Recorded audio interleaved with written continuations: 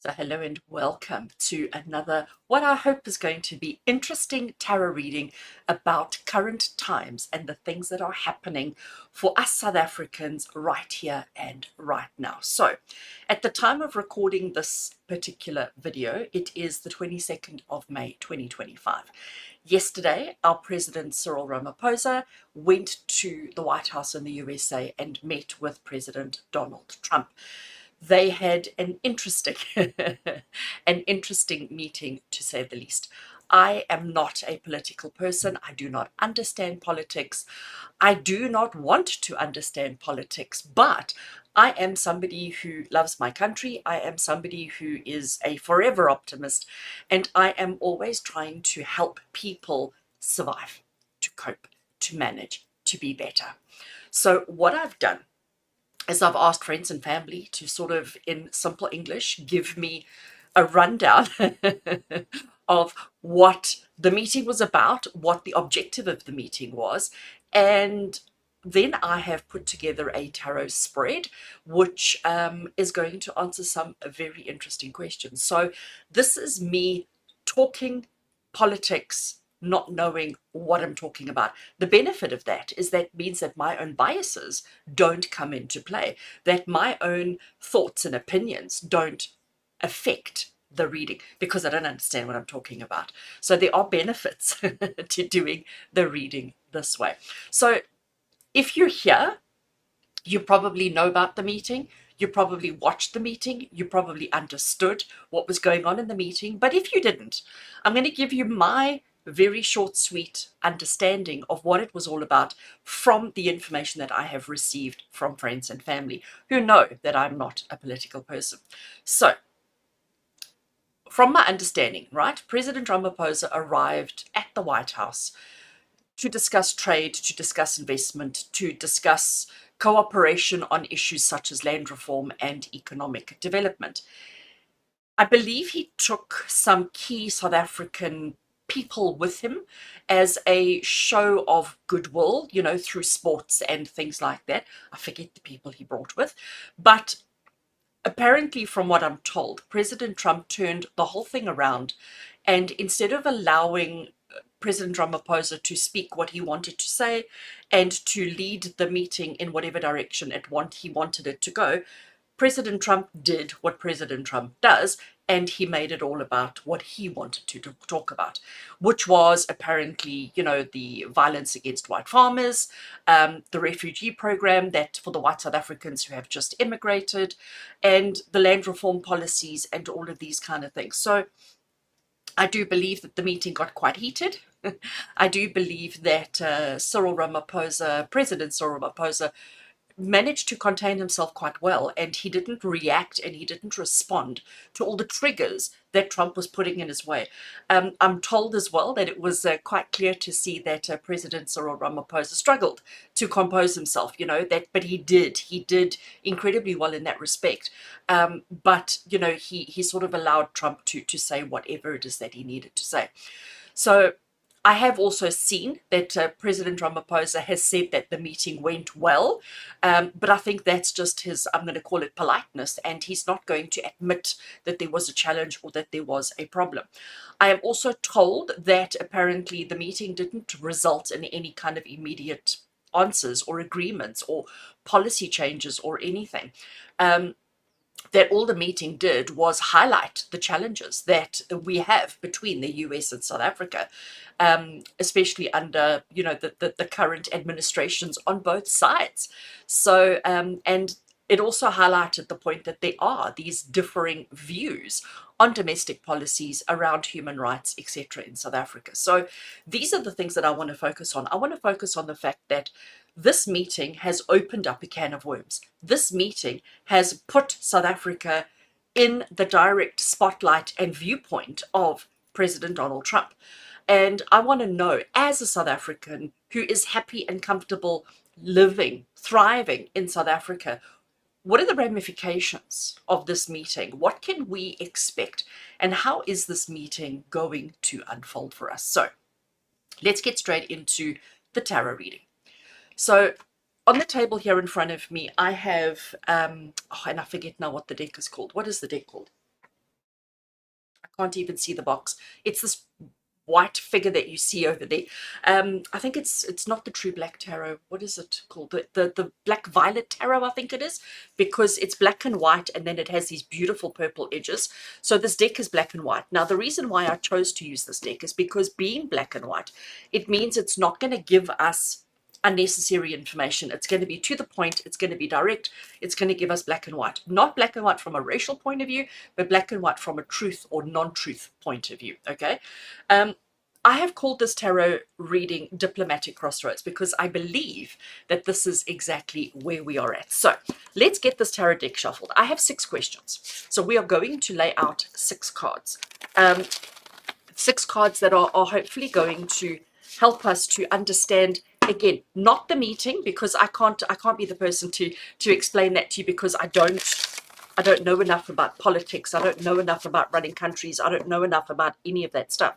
So we're talking purely about, as a South African living in South Africa, what are the ramifications of this particular meeting? What can we expect going forward because of the can of worms that have been opened up during this meeting? So I'm going to lay out the 6 cards. I'm going to leave them face down. Then I'm going to take you through the cards one by one as we look at the question and we come up with the answers. All right. So I think these cards are well shuffled, setting the intention that these cards give us the truth, that these cards help us to understand, and these cards help us to comprehend all the goings on that are happening, and again, the ramifications for us South Africans living in South Africa under the current situation. So this diplomatic crossroads that we are now at, how is it going to affect and influence us? Okay, so I'm just going to place the 6 cards across the bottom. I do hope that they're going to fit. It is going to be a tight squash. All right, I will straighten them out in a brief second. Okay, what are we on? 4, 5, and 6. Right. It is a squash, but we will cope. Right.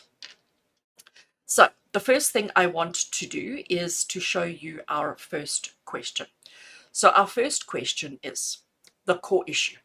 What is the central theme or the underlying energy of the meeting's influence on South Africa? And that's our first card. And our first card we have is the High Priestess. Oh my gosh, I'm so excited. So the High Priestess, and this is actually very interesting. Again, remembering I do not understand politics. I do not want to understand politics. The High Priestess is the card of inner secrets. It's the card of having the knowledge and the understanding deep within your heart and soul, but not feeling the need to have to express that to everybody else, not feeling the need to tell everybody what's going on. So what is the core issue here? The core issue is here that we all know what's going on. We all understand the reality. We all understand the truth. What is the central theme or underlying energy of the meeting's influence on South Africa?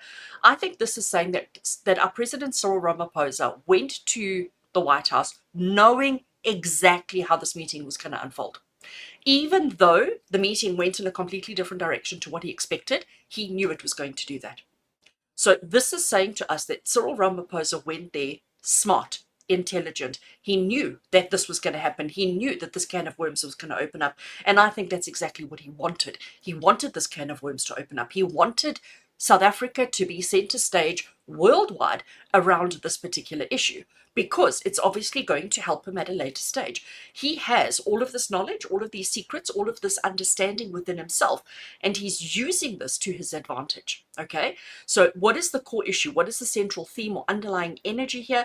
That Cyril Ramaphosa, President Cyril Ramaphosa, has an ulterior plan, motive, if I can call it that, and he is using the situation and President Donald Trump to his advantage to somehow bring South Africa to the fore.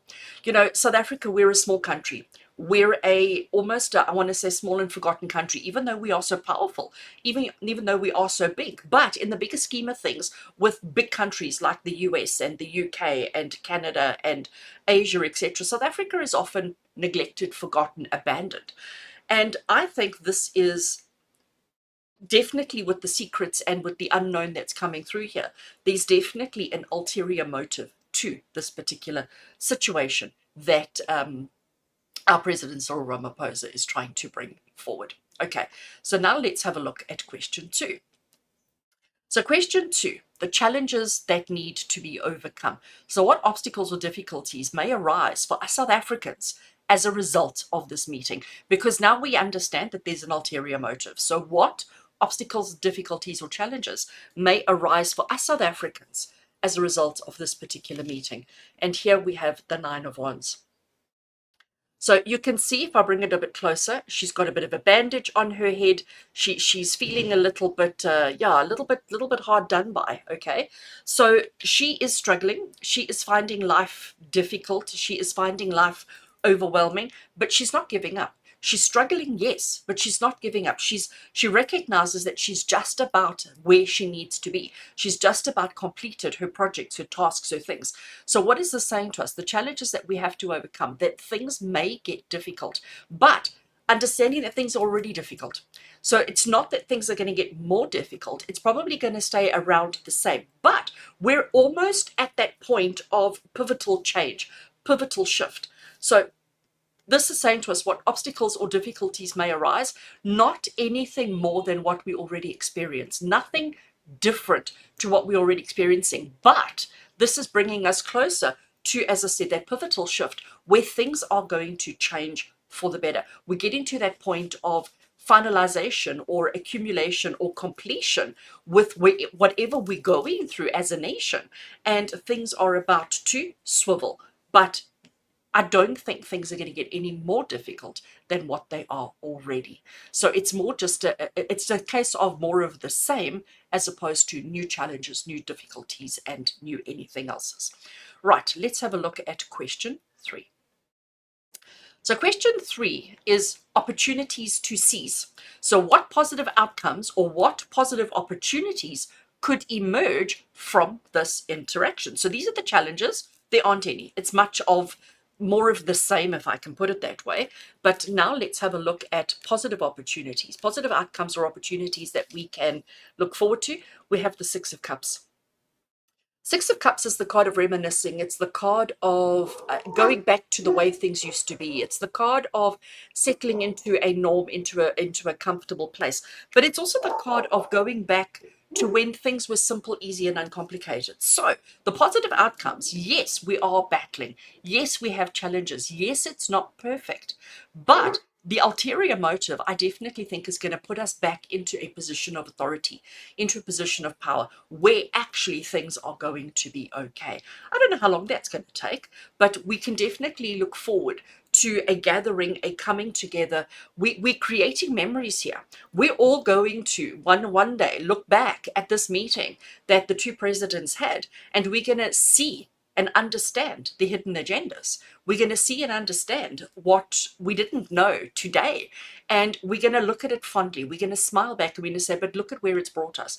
Yes, we are going through difficult times. Nobody's doubting that for a second. But the reality of the situation is things can and will improve. And we are creating good memories, that fond memories that we're going to look back on and smile.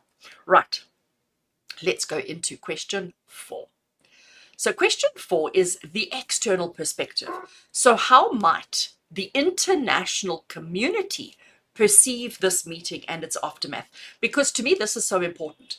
And I'm wondering if this isn't what the agenda was. It wasn't so much about the meeting between President Ramaphosa and President Trump as it was about President Ramaphosa getting the rest of the international community to perceive South Africa in a different way, to see South Africa in a different way.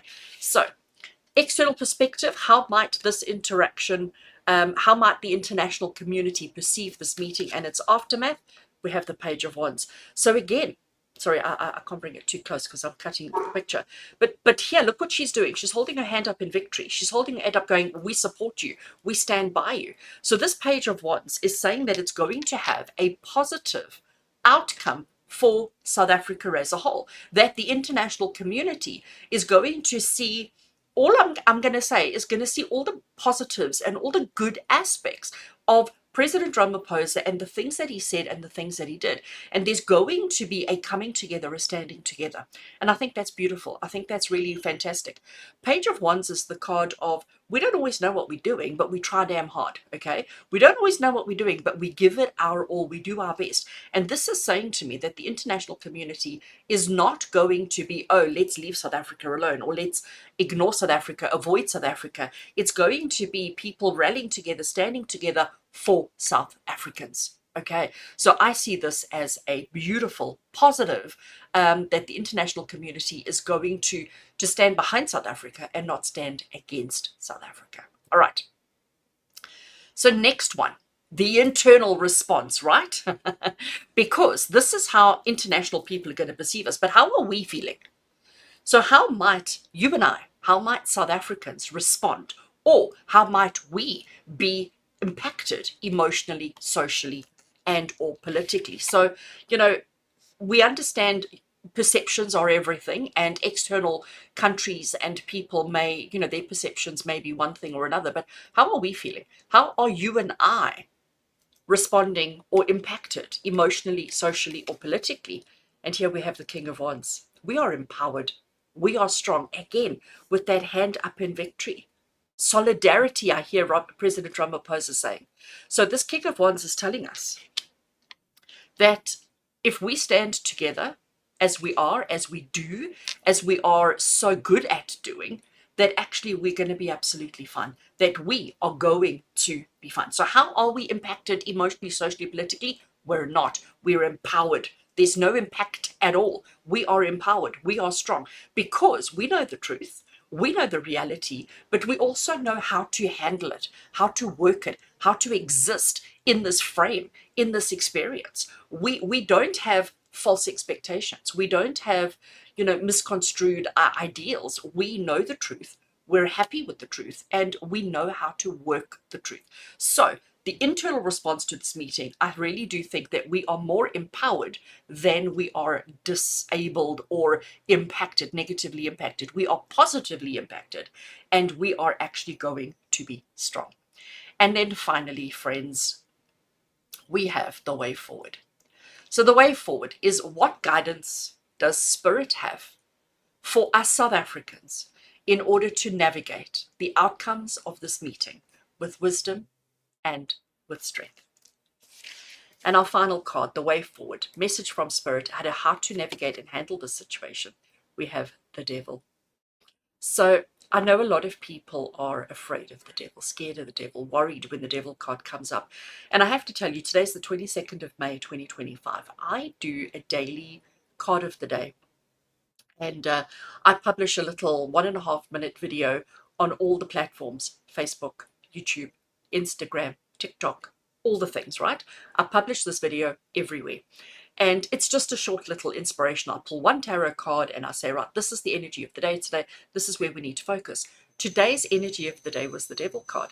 Now, I can't tell you when I've seen the devil card come through as a card of the day before. Sorry, there's now some kind of construction noise right outside my door, so I hope it's not terrible.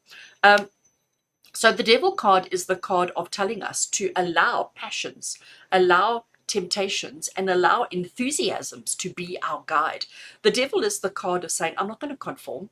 I'm not going to follow your rules. I'm not going to do what you expect. I'm not going to do what you demand. I'm going to do what I want. And isn't that who and what South Africa is? Isn't that how South Africans exist? We are, to a large extent, not rule followers.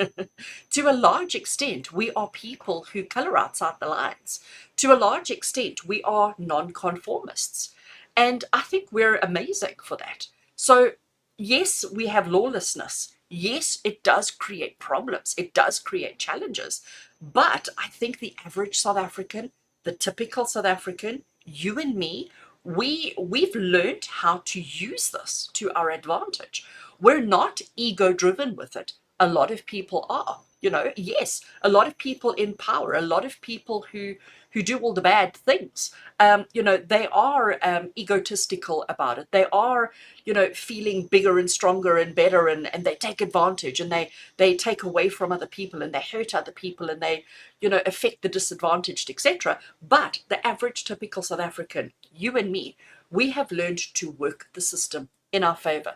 We have learned how to work the system to our advantage. And I can tell you, with this devil energy, that we are not afraid to take a risk. We are not afraid to stand out. We are not afraid to fight for what we believe in.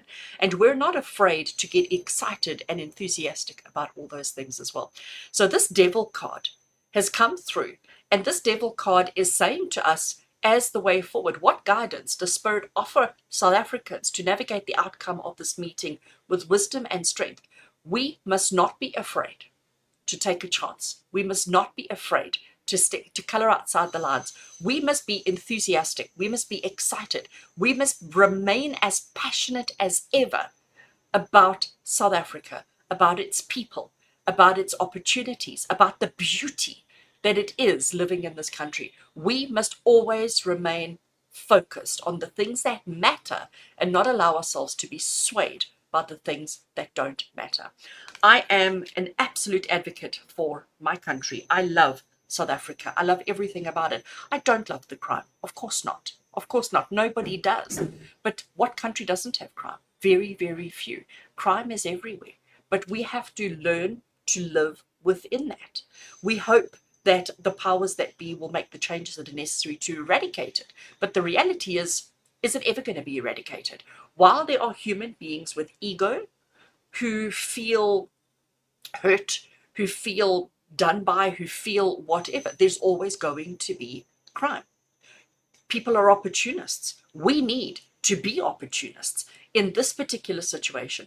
And let's stand proud, let's stand tall, let's stand confident, and let's stand together as we make our country better, as we make our country beautiful again. And let's not be afraid of what may come from the international backlash. Thank you for being with me. I do hope that you've enjoyed this little political, non-political message, sending you all much love and many blessings.